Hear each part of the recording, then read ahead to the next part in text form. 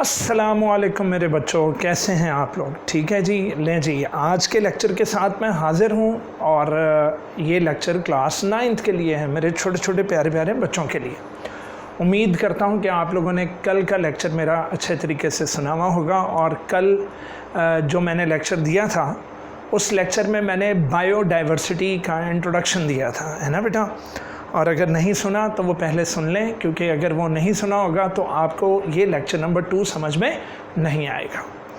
ठीक है बेटा, मेरा स्टाइल ऑफ टीचिंग कुछ ऐसा है कि मैं बुक की एक लाइन भी नहीं छोड़ता हूँ। और जैसा कि आपने देखा है कि मेरे चैनल के जो अबाउट है उसके अंदर भी मैंने लिखा हुआ है कि मैंने लाइन टू लाइन अपने बच्चों को तैयारी करवानी, लाइन टू लाइन, क्योंकि बोर्ड के एग्जामिनर्स कहाँ से कौन सी लाइन को उठाकर MCQ बना दे बेटा, हमें कुछ नहीं पता।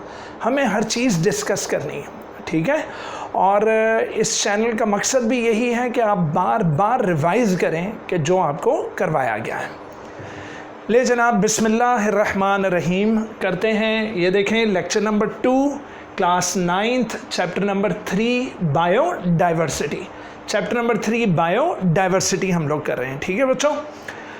ले जनाब, अब इंट्रोडक्शन से जो अगला पैराग्राफ है, उस पैराग्राफ को अगर मैं उसका तज्जिया कर दूं, एनालिसिस कर दूं, तो उसकी हर इम्पॉर्टेंट लाइन को हम लोग डिस्कस करेंगे। बल्कि इम्पॉर्टेंट नहीं है, इंशाल्लाह आप देखोगे कि जैसे जैसे आप मुझे सुनोगे आपको लगेगा sir Afzal line to line नीचे जा रहे हैं, ठीक है? Line to line.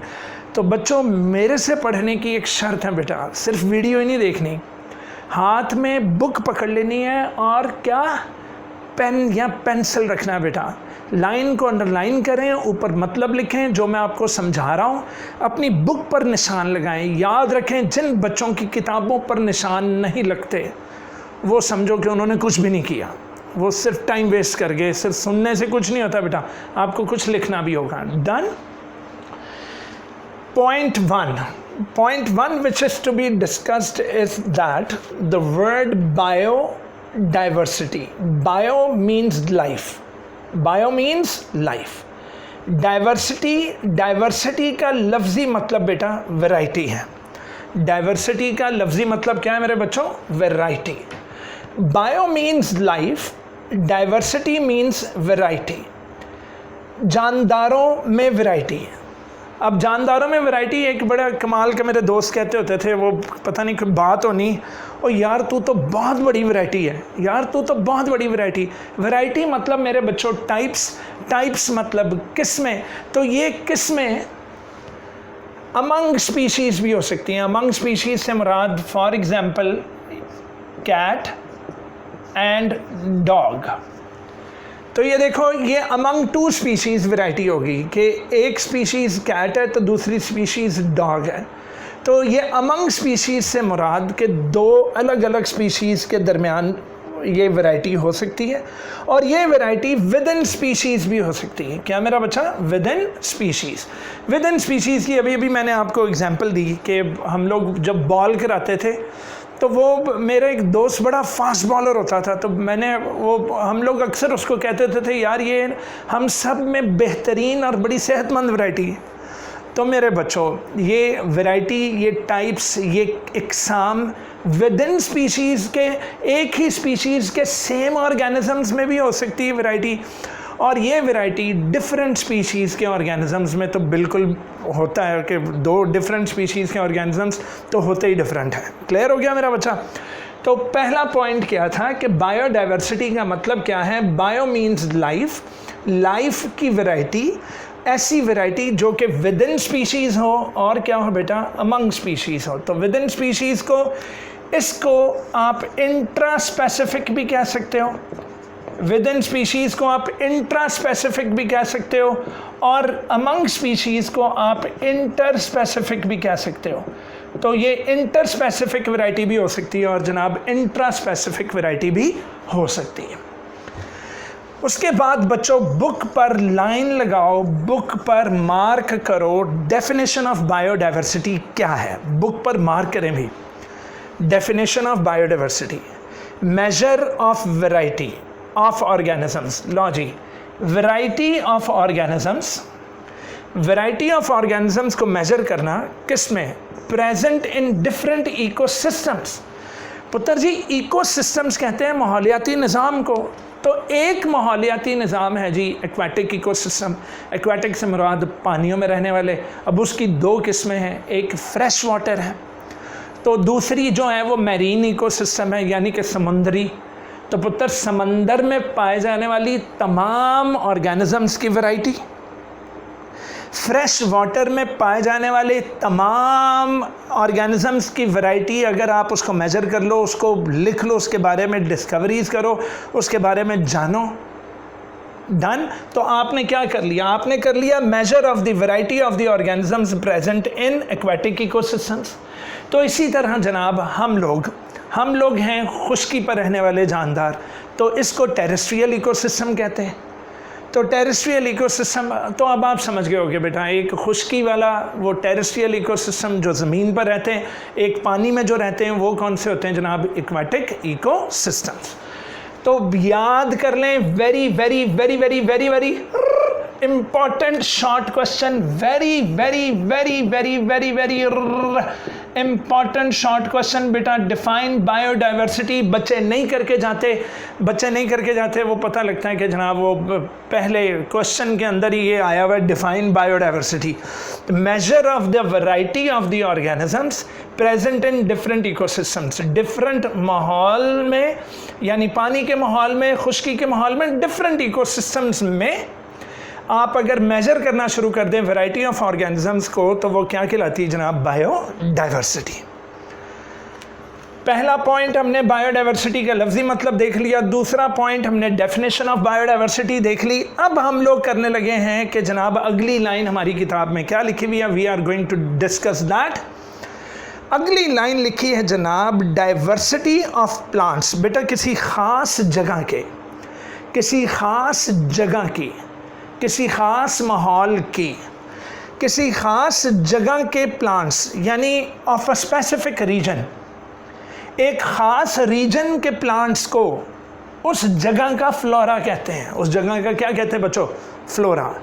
For example मैं अपने बच्चों के साथ मरी गया तो मेरे बड़े बेटे ने पूछा कि पापा यहाँ जो दरख्त हैं हमें लाहौर में क्यों नहीं नज़र आते? तवज्जो है बेटा? तो पता लगा एक ख़ास रीजन के एक ख़ास जानदार अल्लाह पाक ने मुकर्रर किए हैं। इसी तरह डाइवर्सिटी ऑफ एनिमल्स की वो वैरायटी जो किसी ख़ास रीजन, किसी ख़ास स्पेसिफिक रीजन में मौजूद हो, उसको, उस डाइवर्सिटी ऑफ एनिमल्स को फौना कहते हैं। डाइवर्सिटी ऑफ प्लांट्स को फ्लोरा, डाइवर्सिटी ऑफ एनिमल्स को फौना कहते हैं। डाइवर्सिटी ऑफ एनिमल्स को फौना कहते हैं। बच्चों बचपन में हम लोग बाहर के मुल्क रहते थे, तो क्या हुआ कि जब हम लोग जब पाकिस्तान आते थे, तो जब हम लोग वापस जाते थे जहाँ हम रहते थे सऊदी अरेबिया के साथ बहरीन, तो जब हम लोग वहाँ जा रहे होते थे तो अक्सर औकात में अपने अब्बू से एक सवाल करता था। जहाज़ उड़कर अभी जा रहा है, अभी पाकिस्तान की हदूद से बाहर निकला, तो मैं कहा अब्बू वो हम लोग उधर वो शहर के इलाके में, लाहौर शहर अंदरून में रहते हैं पापा। मैं कहा अब्बू ये देखो कितनी मज़े की जगह है, ये ना जहाज़ की खिड़की से नीचे देखो तो एक डेजर्ट था। तो मैं कहा अब्बू छोड़े यार अंदरून शहर को, यार हम यहाँ अपना घर बनाएंगे यार, यहाँ रहेंगे। अब्बू ने मुझे कहा पगले यहाँ तू नहीं रह सकता। मैं कहा वो कैसे अब्बू? कहने लगे बेटा कौन सा ऑर्गेनिज्म कौन से इलाके में रहेगा ये उस इलाके के फिज़िकल फैक्टर्स तय करेंगे। मैं कहा अब्बू समझ नहीं आई। अब्बू ने कहा कि यार तुम्हें डेजर्ट में रहना चाहते हो? मैं कहा जी। कहने लगे तुम्हें यहाँ पानी मिलेगा? मैं कहा अब्बू मैंने तो सुना ये बड़ा खुश्क तरीन इलाका है। कहने लगे बेटा तुम्हें यहाँ वो टेम्परेचर मिलेगा? अभी लाहौर में अभी थोड़ी सी गर्मी स्टार्ट हुई है तो लग पता गया बच्चों, पंखे लग गए, वो एसी लगाओ, एसी कोई परवाह नहीं, जितना मर्जी बिल आए, बस हमें गर्मी नहीं लगनी चाहिए। तो जनाब पता लगा कि डेजर्ट का जो माहौल है, जो उसके फिज़िकल फैक्टर्स हैं, वो मुझे तो अलाउ नहीं करते कि मैं वहाँ रहूँ, लेकिन फिर भी बेटा डेजर्ट के लिजर्ड्स हैं, डेजर्ट में कैक्टस प्लांट हैं, उसके कुछ ख़ास प्लांट्स, कुछ ख़ास एनिमल्स उस रीजन के दूसरे लफ्ज़ों में उस रीजन के फ्लोरा, उस रीजन के फौना ख़ास होंगे बेटा। तो अल्लाह पाक ने डिफरेंट रीजन्स में डिफरेंट ऑर्गेनिजम्स रखे हैं, डिफरेंट रीजन में डिफरेंट ऑर्गेनिजम्स रखे हैं। तो पता लगा डिफरेंट यानी फ्लोरा और फौना, किसी ख़ास पर्टिकुलर एरिया की डाइवर्सिटी ऑफ प्लांट्स और किसी ख़ास पर्टिकुलर एरिया की डाइवर्सिटी ऑफ एनिमल्स, हमेशा इनमें डिफरेंस होगा, इनमें डिफरेंस होगा भी। डेजर्ट का फ्लोरा मरी के हायर ऑल्टीट्यूड फ्लोरा के बिल्कुल ऑपोजिट होगा बच्चा। तो मरी के लिए मेरा वर्ड क्या निकला? ऑल्टीट्यूड। ऑल्टीट्यूड जो सी लेवल से ऊंचाई पर मौजूद है ना, जो इलाके जो ऊंचाई पर मौजूद हैं उन्हें बोलेंगे ऑल्टीट्यूड।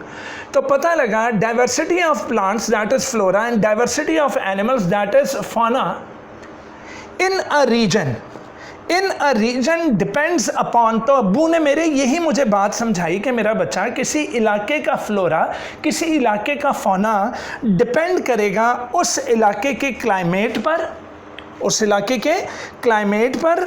नंबर 2 डिपेंड करेगा उस इलाके के ऑल्टीट्यूड पर, ऊंचाई है या नशेबी इलाका है।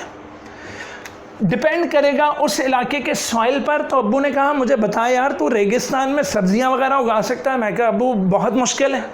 कहने लगे तो हाँ ना, सॉइल्स पे डिपेंड करेगा और तो और जनाब प्रेजेंस ऑफ स्पीशीज़ पर डिपेंड करेगा। फॉर एग्जांपल अगर वहाँ पर मैं किस शेर को छोड़ दूँ डेजर्ट में, तो शेर तो पागल हो जाएगा। वो अगले दिन मेरे पास आएगा, कहेगा भाई मुझे बाहर क्यों निकाला, मुझे डेजर्ट में क्यों लेकर आए? मैं क्या क्यों? कहने लगा भाई मैं हिरन खाता हूँ, यहाँ हिरन नहीं है। मैंने लाकर एक हिरन छोड़ दिया कि चलो शेरों के लिए मैं थोड़े से हिरन छोड़ दूँ। वो हिरन अगले दिन मेरे पास आके कहते अफजल भाई हमें सानू शेरां दी खुराक बना दिता है, तो साड़ी खुराक का भी तो बंदोबस्त करो, उत्थे घाह ही नहीं उगता, घास ही नहीं है। तो पता ये लगा कि किसी जगह का फ्लोरा और फौना क्या होगा, कौन कौन सी वैरायटी किस जगह होगी, तय करेगा उस जगह का क्लाइमेट। पुत्र और मेरा बच्चा किसी कम्युनिटी का बनना, कम्युनिटी में क्या होता है? कम्युनिटी में पॉपुलेशंस हैं। कम्युनिटी में क्या है मेरा बच्चा? Populations. The large regional community, किसी रीजन की कम्युनिटी मतलब उस रीजन में रहने वाली पॉपुलेशंस को डिज़ाइन करता है कौन? क्लाइमेट। क्लाइमेट डिज़ाइन करता है। Got it? तो बेटा लार्ज रीजनल कम्युनिटी, एक बड़ी सारी community which contains different populations. वो पॉपुलेशंस कौन कौन सी होंगी उसका कौन फैसला करेगा? उसकी डिज़ाइनिंग क्लाइमेट करेगा, ऑल्टीट्यूड करेगा, सॉइल्स करेंगे और प्रेजेंस ऑफ डिफरेंट स्पीशीज़ करेंगे जो एक दूसरे को खाती हैं, जो एक दूसरे को खाती हैं। भाई इस सारे का फैसला कौन करेगा? यानी कि फ्लोरा और फौना डिपेंड करती है इन तमाम चीज़ों पर। जब इन तमाम चीज़ों को मद्देनज़र रखते हुए किसी जगह का फ्लोरा और फौना डेवलप हो तो उस जगह का बायोम कहलाता है। उस जगह का क्या कहलाता है मेरा बच्चा? बायोम। तो पता लगा कि फॉरेस्ट यानी डेजर्ट का बायोम कुछ और है। मरी का हायर ऑल्टीट्यूड पर जो फॉरेस्ट हैं उनका बायोम से मुराद उसकी वहाँ जगह की कम्युनिटी और उसकी पॉपुलेशंस डिफरेंट है। इसके अलावा मेरा बच्चा तो सॉइल्स वगैरह पर भी डिपेंड करता है। मैं उम्मीद करता हूँ मेरे बच्चों को ये चीज़ समझ आ गई होगी। मैं ज़रा दोबारा आपको इसकी एक छोटी सी समरी दे दूँ। वो ये है कि किसी जगह की diversity of plants that is flora, diversity of animals that is fauna.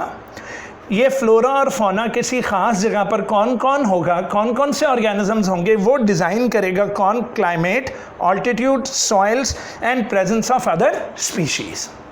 Done. लें जनाब, उससे अगला पॉइंट जो अभी हम डिस्कस कर रहे हैं लेक्चर नंबर 2 में, वो है डिस्ट्रीब्यूशन ऑफ ऑर्गेनिजम्स। मेरा बच्चा अभी मैंने आपको बताया कि डिस्ट्रीब्यूशन ऑफ ऑर्गेनिजम्स डिफरेंट इलाकों में अल्लाह ताला ने डिफरेंट रखी। अल्लाह ताला ने डिफरेंट रीजन्स के बायोम मतलब कम्युनिटी में मौजूद पॉपुलेशंस डिफरेंट रखी। तो बुक में लिखा है कि biodiversity is not evenly distributed on earth. Biodiversity मतलब जानदारों की वैरायटी जो है वो पूरे अर्थ पर यकसा तरीके से डिस्ट्रीब्यूशन नहीं हुई उसकी। उसकी यकसा डिस्ट्रीब्यूशन नहीं है। अल्लाह पाक ने ये नहीं किया कि ख़ास जानवर, ख़ास पौधे उठाए, उन्हें डेजर्ट्स में छोड़ दिया, उन्हीं की कुछ औलादें वो फॉरेस्ट में छोड़ दी, उन्हीं को पकड़ कर जनाब हायर ऑल्टीट्यूड्स को, उन्हीं को नॉर्थ और साउथ पोल्स पर ना, नॉर्थ और साउथ पोल पर अलग स्पीशीज़ हैं, वो बर्फ़ानी इलाके हैं। गर्म इलाकों की स्पीशीज़ कुछ और है मेरा बच्चा, समझ आ गई? समंदरी कुछ और है, फ्रेश वाटर में रहने वाले ऑर्गेनिजम्स उनकी इकसाम कुछ और है, वहाँ की बायोडाइवर्सिटी और है। तो कह रहा है biodiversity is not evenly distributed on earth. बहुत ज़्यादा वैरायटी ऑफ ऑर्गेनिजम्स पाई जाती है। रिचेस्ट का मतलब लिखें अपनी किताब पर, रिचेस्ट का मतलब large number of variety, large number of types. तो डिफरेंट टाइप्स, सबसे ज़्यादा टाइप्स ऑफ ऑर्गेनिजम्स ट्रॉपिक्स में पाए जाते हैं। ट्रॉपिक्स का मतलब लिखें भाई गर्म इलाके, ट्रॉपिक्स का मतलब लिख लें गर्म इलाके। तो गर्म इलाकों में रिचेस्ट पॉपुलेशंस की कम्युनिटीज़ हैं, ठीक ठाक वैरायटी ऑफ ऑर्गेनिजम्स हैं। कहाँ पर? ट्रॉपिक्स में। Done. Number 2, many species in temperate regions. Temperate किसे कहते हैं बच्चा? टेम्परेट मतलब जहाँ दरमियानी हालात हों टेम्परेचर वगैरह के, जहाँ टेम्परेचर वगैरह के दरमियानी हालात हों, यानी ट्रॉपिक्स गर्म इलाके, नॉर्मल मौसम वाले टेम्परेट रीजन्स। तो मैनी स्पीशीज़ टेम्परेट रीजन्स में भी पाई जाती हैं, फ्यूवर इन पोलर रीजन्स। मेरे बच्चे पोलर रीजन्स में बहुत कम पाई जाती हैं, पोलर रीजन्स। तो very fewer species found in polar regions. Done. Next आया very very very very very very important, फिर ना कहना खबर ना हुई, very very very very very very very very important, very very important question बेटा, very important MCQs हैं। आपको पहला एमसीक्यू आएगा कि आज जो मौजूदा बायोडाइवर्सिटी है वो कितने सालों की एवोल्यूशन का नतीजा है। अब एवोल्यूशन क्या है बेटा? अंग्रेज़ मानते हैं, साइंटिस्ट का कहना ये है कि दुनिया में सबसे पहला ऑर्गेनिज्म बैक्टीरिया लाइक था। कौन सा लाइक था? बैक्टीरिया लाइक यूनिसेलुलर ऑर्गेनिज्म था। सच भी बोलते हैं, पूछो क्यों? क्योंकि मरे हुए जानदारों के जिस्म जो हमें मिलते हैं पत्थरों में महफूज हुई हुई, उनकी जो डेड बॉडीज़ मिलती हैं उन्हें फॉसिल्स कहते हैं। पुत्र, अगर हम उन फॉसिल्स की एज को डिटरमिन कर लें, उन फॉसिल्स की एज को डिटरमिन कर लें, एज से मुराद के वो कार्बन डेटिंग आपने केमिस्ट्री में पढ़ी होगी फर्स्ट चैप्टर में, कि रेडियो आइसोटोप, कार्बन के रेडियो आइसोटोप को उसकी वो उससे कुछ वो, अब फिज़िक्स में भी आप हाफ लाइफ वगैरह पढ़ोगे। खैर, आज हम इस काबिल हैं कि हमें जो फॉसिल मिलता है उस फॉसिल्स की हम आराम से उसकी एज कैलकुलेट कर सकते हैं। अगर हम फॉसिल्स की एज को कैलकुलेट करके उन्हें एक टेबल में डालते जाएं कि कौन कितना पुराना है, उसको सबसे ऊपर रखो, जो सबसे नया है उसको नीचे लाते जाओ, बेटा करते करते इन लोगों ने एक जियोलॉजिकल टाइम चार्ट बनाया है। साइंटिस्ट ने क्या बनाया बेटा? जियोलॉजिकल टाइम चार्ट, मतलब कि टाइम लिख दिया गया है, ये इतने हज़ार साल पुराना है, ये इतने हज़ार साल पुराना है। Got it? कुछ शवाहिद की बुनियाद पर साइंटिस्ट कहते हैं कि फॉसिल्स और सेडिमेंट्स होते हैं, खैर छोटे पर लेयर्स ऑफ यानी सॉइल्स की, कि जो सबसे पुराना जानदार होगा वो उतना डीप सॉइल में मिलेगा और जो सबसे नया जानदार होगा वो अपर सॉइल में मिलेगा। जनाब, इन सबूतों और गवाहों को मद्देनज़र रखते हुए साइंटिस्ट कहते हैं कि बायोडाइवर्सिटी, बच्चा very very very very important MCQ, 4 billion years की एवोल्यूशन का नतीजा है। बायोडाइवर्सिटी कितने सालों का नतीजा है बेटा? 4 बिलियन ईयर्स मुसलसल एवोल्यूशन हुई। What is evolution? Descent with modification. अब आप कहोगे सर डिसेंट क्या होता है बेटा? औलाद का पैदा होना, अगली नस्ल का पैदा होना। डिसेंट इसी से निकला डिसेंडेंट्स। कहते हैं जी मुग़ल के जो एंसेस्टर्स से बड़े अच्छे थे मुग़लों के, लेकिन आगे से जो उनके जो डिसेंडेंट्स आए वो कोई इतने जंगजू और वो बहादुर नहीं थे, जिसकी वजह से उनसे सल्तनतें छिन गई। तो डिसेंट मतलब अगली नस्लों का आना, अगली नस्लों का आना। डन विद चेंज, मॉडिफिकेशन को कहते हैं मेरे बच्चों चेंज। तो डिसेंट विद मॉडिफिकेशन, अगली नस्लों का आना, नस्ल दर नस्ल, नस्ल दर नस्ल, तब्दीलियां आना। क्या आना मेरा बच्चा? तब्दीलियां आना, वो एवोल्यूशन कहलाती। तो साइंटिस्ट ये कहते हैं कि आज जो जानदार बने, इतने ज़्यादा टाइप्स जो बनी हैं, ये सारे शुरू में एक बैक्टीरिया लाइक ऑर्गेनिज्म से, फिर उनकी नस्ल दर नस्ल, नस्ल दर नस्ल, नस्ल दर नस्ल ढेर सारे ऑर्गेनिजम्स पैदा हो गए, तब्दीलियों के साथ पैदा होते गए।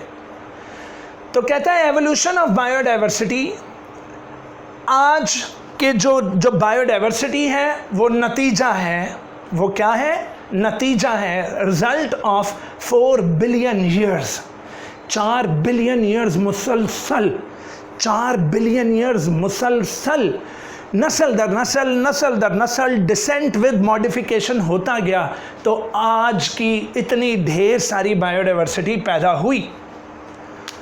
ओरिजिन ऑफ लाइफ कहता है ज़िंदगी का आगाज़, ज़िंदगी का आगाज़ कब हुआ था? ज़िंदगी का आगाज़ कब हुआ था? किसी भी बायोलॉजिस्ट से पूछ लो ओरिजिन ऑफ लाइफ कब हुआ था, उसका एक ही आंसर होगा, मैं नहीं बताऊंगा, मैं नहीं बताऊंगा। पूछो क्यों? बेटा उसको पता ही नहीं है, उसको नहीं पता। Origin of life is not known to biologist, remember that. Biologist को ये नहीं पता ज़िंदगी का आगाज़ कब हुआ था। लेकिन मेरा बच्चा, जो लिमिटेड एविडेंसेस हैं, जो बड़े लिमिटेड एविडेंसेस हमारे पास हैं, वो कुछ ये शो करते हैं कि बेटा वेरी इंपॉर्टेंट एमसीक्यू, कि 600 मिलियन ईयर्स अगो, कोई 600 मिलियन ईयर्स पहले तमाम जानदार बैक्टीरिया लाइक थे। All the organisms were bacteria like, क्योंकि उस वक़्त का फॉसिल सिर्फ बैक्टीरिया लाइक ही मिलता है हमें। और तमाम ऑर्गेनिजम्स यूनिसेलुलर ऑर्गेनिजम्स है, तमाम ऑर्गेनिजम्स यूनिसेलुलर ऑर्गेनिजम्स है। ठीक मेरा बच्चा? आज का लेक्चर जनाब यहाँ मैं ख़त्म कर रहा हूँ। इंशाल्लाह कल मिलेंगे लेक्चर नंबर 3 के साथ और अगले टॉपिक्स डिस्कस करेंगे। ठीक है? कहते हैं उनका बहुत ख्याल रखो जो आपको जिताने के लिए अपना सब कुछ हारने को तैयार है। आपकी जीत की खातिर आपके माँ बाप हारने को तैयार है बेटा। वो कहते हैं हम हार जाएं, हमारा बच्चा जीत जाए। मेरा बच्चा उन्हें हारने नहीं देना, उन्हें हारने नहीं देना। मेहनत करो, ऐसी मेहनत करो, वो जो चाहते हैं वो उन्हें बनकर दिखाओ, और मेहनत करके अपने माँ बाप को बताओ कि मामा पापा आप हमें जिताने के लिए खुद हारने को तैयार थे ना। जब तक आपका बेटा या आपकी बेटी ज़िंदा है पापा मामा, हम आपको हारने नहीं देंगे, हम मेहनत करेंगे, हम खुद भी जीतेंगे और आपको भी जिताएंगे। ठीक है?